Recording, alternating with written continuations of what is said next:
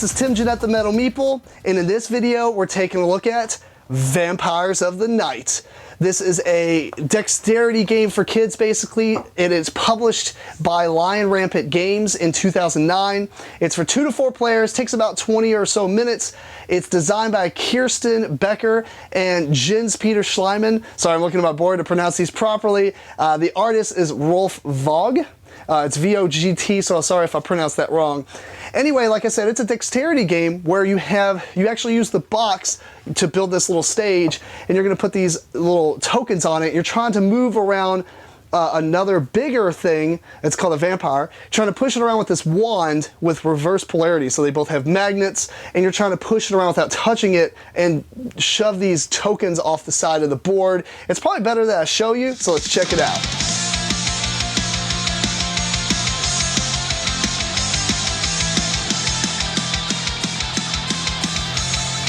So here's the box to Vampires of the Night. This is very important because the game uses the inside of the box for the playing area. You're going to take the bottom of the box like this. You're going to take a set of cardboard things here. You're going to slot them together, and you'll notice these little clips on the sides. These go on the corners of the game board and latch onto the side. You're going to do this 4 times. Obviously, I had this pre-set up slightly, but it's all right.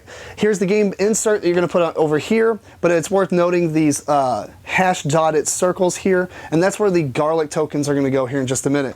So this is pretty much the setup. All we have to do is put these garlic tokens around the board. We're going to zoom in. There are 3 2s and 1s. The 2s are going to go on this ring here. The 1s are going to go on the outside on these tiny little dots. And the 3s actually cover up these holes. So let's zoom out slightly. Once the game is set up, you're going to take the vampire token here. You're going to place it in the center, and then you're ready to begin. One player is going to take the bat wand, and on the end of this bat wand is a magnet. On the top of this is a magnet, and you're going to use reverse polarity to push this thing around and try to get these garlic tokens off this side of the board. If a garlic token goes into a hole, your turn ends. You pass the wand. It's the next player's turn. The first chip that falls off, or sorry, the first time you knock chips off the side, which is most likely going to be 1 chip, but it could be more than that if you get lucky or set it up properly. You get to keep all those, but typically you're only going to get 1 to 2 chips on your turn. Once you do that, then it's going to be the next player's turn. And lastly, if you knock the vampire off the board, he goes back into the center, and then your turn ends and it's the next player's turn. So let me just show you an example of how this works here. We're going to take this, we're going to get really close. Now you want to, at the beginning it's a little harder because obviously there are things everywhere. So let's kind of... So in this case, my turn would be over. I would pass the wand to the next player, who would then begin.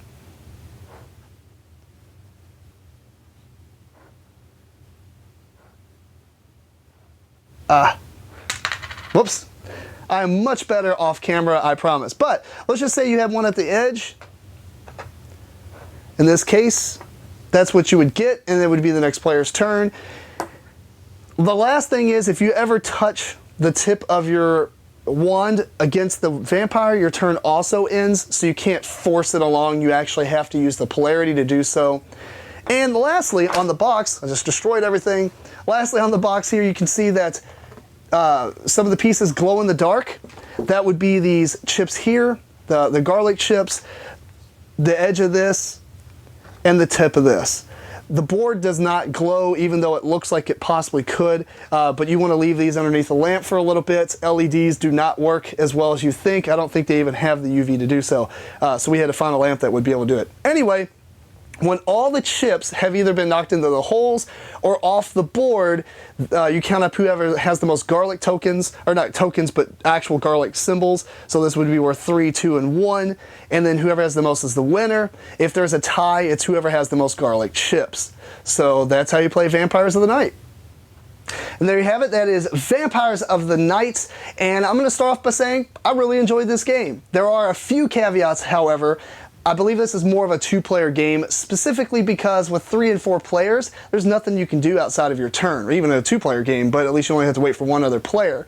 So a lot can change between their turns, it's back to you. Not that it matters on strategy, but I don't know, I just feel like there's too much downtime, specifically because people will take their time trying to set up combos by pushing, the vampire around to put it on the edge, and they'll put him all the way around to put into another one and go back, so they can try to hit 2 tokens off at once. Obviously, this is probably more of a problem with adults playing the game rather than kids, but I digress. So once you knock off tokens, you always want to try to knock off 2, because most people are going to get all the 3s and then get all the 2s and all the 1s.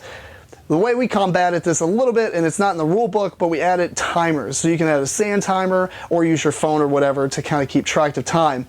So we start off with like a minute, go down to 45 seconds, 30 seconds. It's also a great way to kind of handicap if you're playing adults with kids, because kids are less coordinated based on, their age or so. So if you're playing with younger kids, you can kind of see how long it's taken them on a turn and maybe give yourself that much time as well, or something like that. So I think a timer is essential, and I really wish it probably would have been in the rule book, but obviously it's kind of a lighthearted game anyway.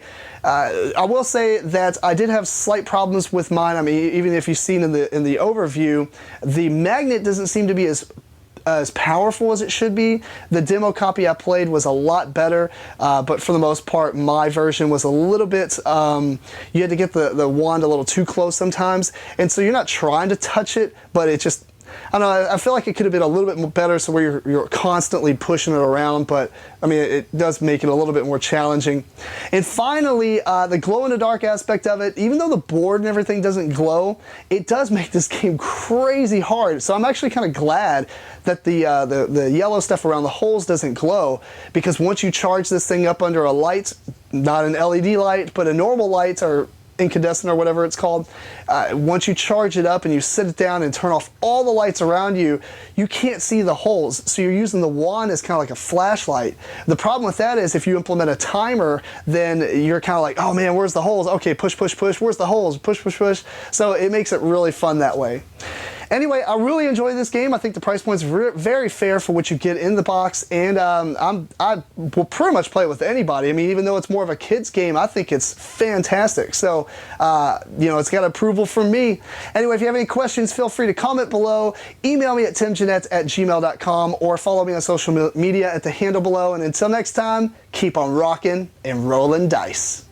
Thanks so much for watching the Dice Tower videos. Find more great videos and reviews, as well as our top-rated audio podcast at dicetower.com. You can also find other great shows at dicetowernetwork.com.